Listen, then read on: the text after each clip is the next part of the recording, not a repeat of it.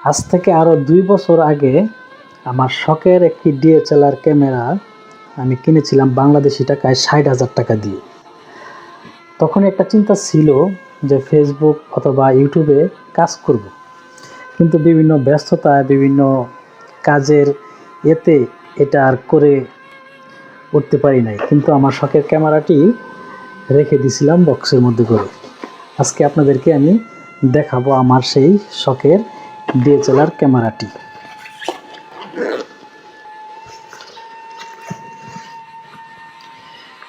এই হচ্ছে আমার সেই শখের ডিএসএলআর ক্যামেরা।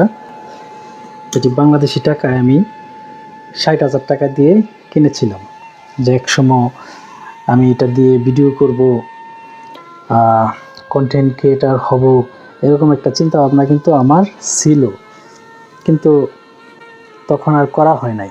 এখন কিছুদিন যাবৎ লোকজনের এত ভালোবাসা আমি পাইতেছি যে এজন্য চিন্তা ভাবনা করলাম যে এখন কিছুটা সময় ফেসবুকে দেখি কি করা যায়। যদি আপনাদের ভালোবাসা থাকে অবশ্যই সামনের দিকে এগিয়ে যেতে পারবো ইনশাল্লাহ। সবাই দোয়া করবেন।